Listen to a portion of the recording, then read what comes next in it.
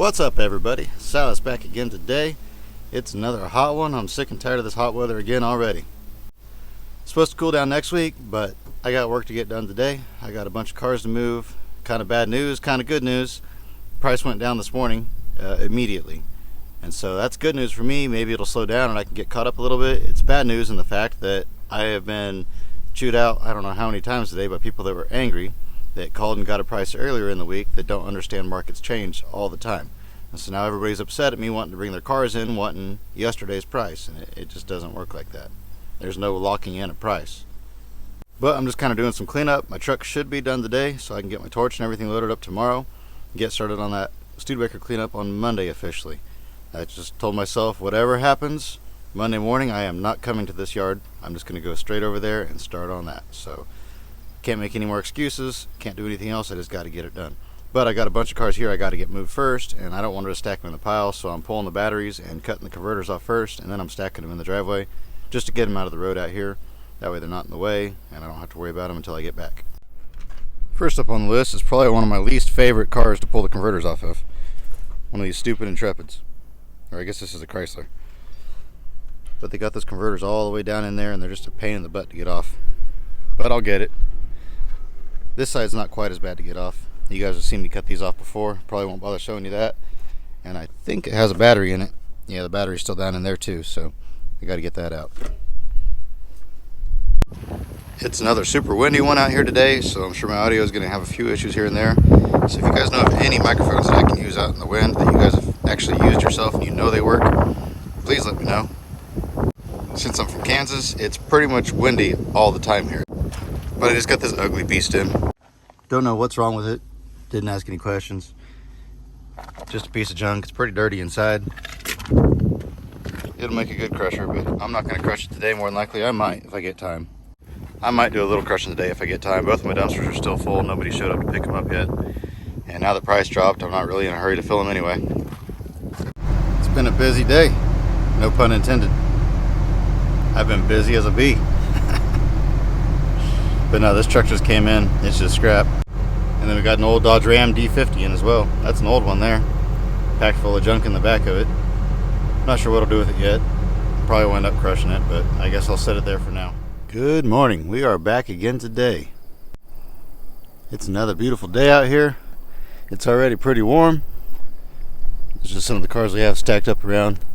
This whole place is just packed full of cars, front to back. I was just out looking around, looking at stuff. I got back in there and I started smelling skunk, so I said I better get out of there. But I didn't get as much done as I wanted to get done yesterday.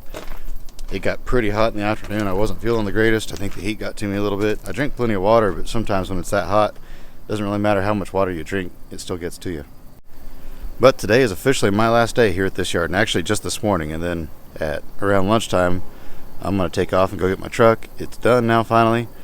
I'm going to grab it, bring it back here, load the torch up, have everything ready to go. That way Monday morning I can hit the road and start working on cutting up old Studebakers.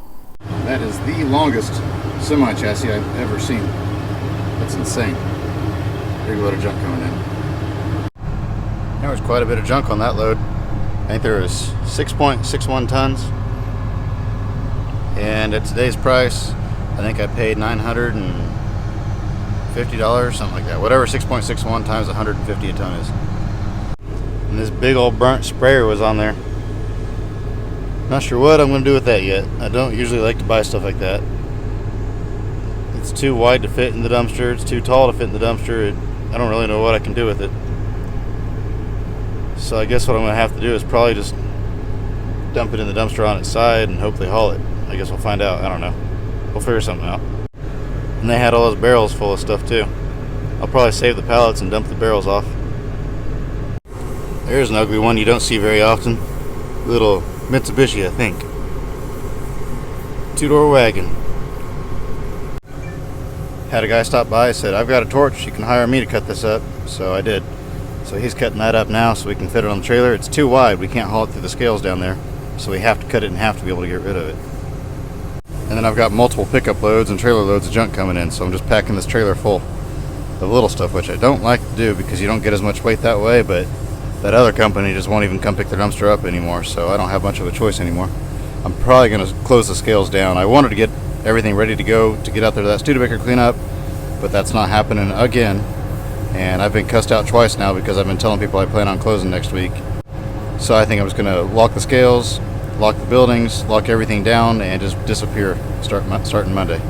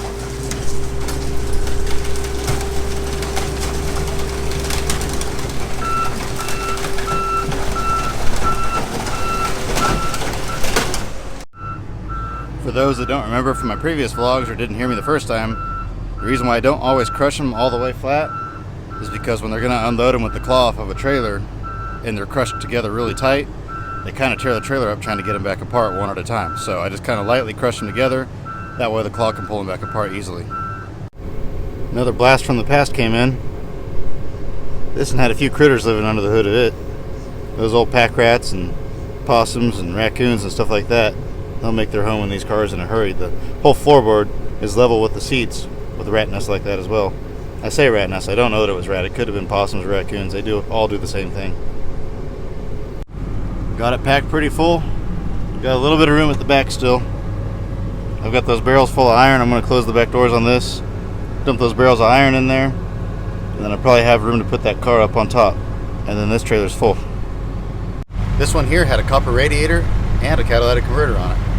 The converter was almost empty, so that wasn't a big bonus, but I'll take a little bonus. Didn't take but a second to pull it off of there.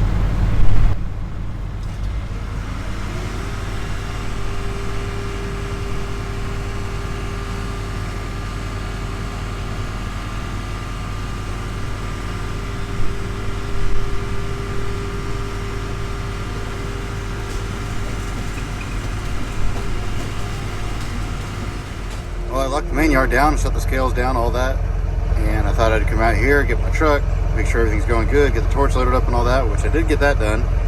But then the tow yard called and they have a bunch of cars to bring in, so now I've got to deal with that.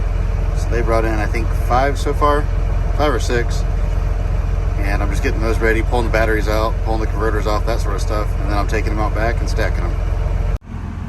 Cutting the cats off of them. This one here I held up in the air like that with the loader. He's cut really easy, so I was able just to slip under there real quick and grab it. I try not to stand under him too often, but every now and then, if it's just a real quick cut, I do that. But here's the converter. This is one of the highest dollar converters they make off those Honda Odysseys. They do make a few that are worth a little bit more than that, and so these are well worth the time to cut off. Whereas other ones, like these old Chevy trucks back here, these are worth like 70 or 100 bucks, whatever the price is right now. I haven't checked today. And so there's a big difference. So when people ask me what catalytic converters are worth, you just never know. I have to see the converter. I have to see the numbers usually. Although Hondas don't use numbers. They're off the style of the converter. And this is where I badly wish I could hire somebody to help me. Because this car right here has a battery in it. So now I've got to put the thing back down. I've got to climb back out of the loader. I've got to unbolt that battery. And then I've got to stack it over in the truck bed with the other batteries. And I got to get back in the loader, pick it up, and take it out back. Whereas if I had somebody helping me, I could just set it down, go grab the next car, get the converter off, set it here. They could start grabbing the battery out of that one. I could take this one, stack it in the pile. Life would be so much easier. But with this massive labor shortage we have going on right now in the country, I don't know when that's ever going to settle down to where we can actually hire help again. This is a pretty nice one here that just came in. Word of advice though, never buy a Jeep. They're pieces of junk. You constantly have to work on them. And yeah, they look cool. I really love the style of these, but man, they're just pieces of junk that always break down and have issues. And yeah, I drive one. That's mine over there, and it's a piece of junk. And I have a stack of parts in the back of it that the guy that rents my shop is going to work on now that my truck's done. Constant money pit. But I only paid $300 for that one in the scrap, so I can't complain. And I've been driving it for 2 years now, so it is what it is. But I am probably going to get rid of that this winter and get something a little bit nicer and more dependable, and that I can actually fit my family in, because you can't fit 5 people in one of those things. This here is pretty slick though, but you guys know me. A bunch of you hate me for this, but it is what it is.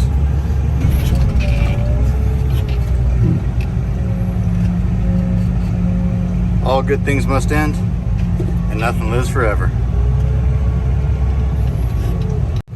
Now we'll stack it in the pile with the rest of the junkers.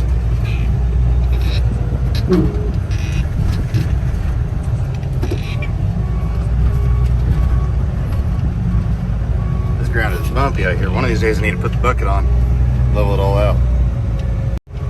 I'm getting quite the stack of clunkers back here. These are all ones that are ready to go except for the aluminum wheels.